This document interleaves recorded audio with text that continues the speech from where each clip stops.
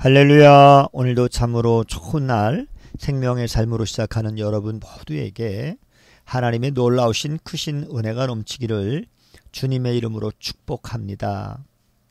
저는 오늘 요한복음 21장 15절에서 25절 말씀을 본문으로 온전하게 세워지는 베드로라고 하는 말씀을 전하기를 원합니다. 예수님은 우리를 실패자와 도망자로 남겨두지 않으십니다. 찾아오셔서 단 하나의 사실만 확인하십니다. 여전히 예수님을 사랑하는가입니다. 그것만 있으면 됩니다. 사실 예수님을 사랑하는 것이 우리가 할 수 있는 전부입니다. 예수님을 만난 베드로의 주된 감정은 수치와 부끄러움이었습니다.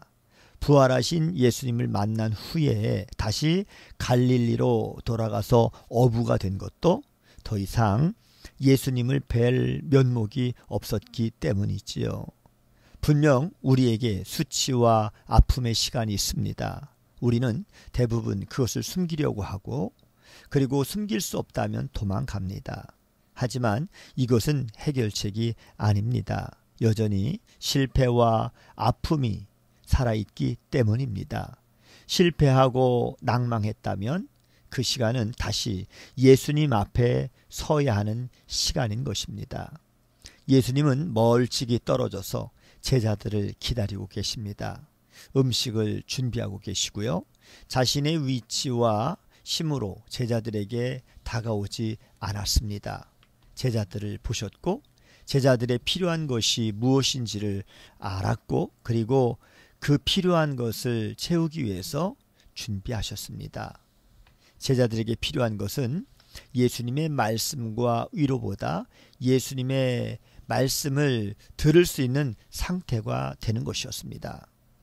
예수님은 부끄러움과 창피함으로 고개를 푹 숙인 제자들을 먼저 먹이셨습니다.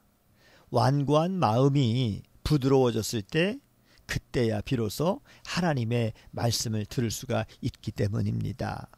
이제 예수님은 질문하십니다. 너는 나를 사랑하느냐? 이렇게 질문하셨다면 베드로는 감히 대답하지 못했을 것입니다. 예수님은 이렇게 질문하셨습니다. 이 사람들보다 나를 더 사랑하느냐라고 질문하셨습니다. 베드로는 이것에 자신이 있었습니다. 비록 그가 실패했지만 누구보다 예수님을 열렬히 사랑하는 사람이었습니다. 비록 능력과 의지가 연약한 사랑을 온전히 지키지 못했지만 그래도 마음만은 베드로는 가장 뜨거웠습니다. 그리고 그것이면 예수님께 충분했습니다. 우리는 실패하더라도 예수님을 향한 마음으로 인해서 다시 주님 앞에 설 수가 있는 것입니다.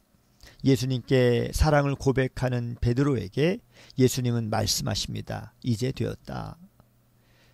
이제 베드로는 하나님의 일을 할 수 있게 되었습니다. 그리고 그 일은 원치 않는 곳에서 원하지 않는 일을 하는 것입니다.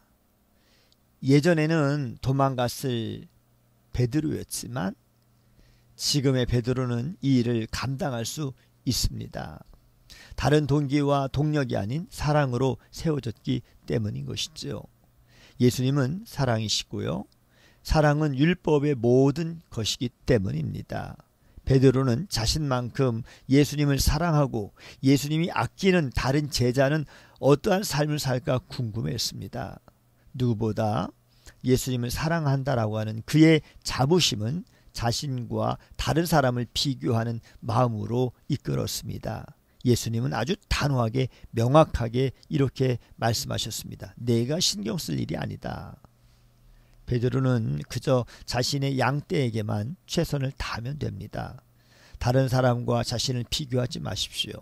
그 순간 사탄은 우리 마음에서 행동할 공간을 얻게 되는 것입니다. 누가 하나님의 사람일까요? 어떤 사람이 하나님의 일을 하면서 하나님의 나라를 만들어 갈까요? 본문은 아주 명확하게 예수님을 사랑하는 사람이라고 알려줍니다.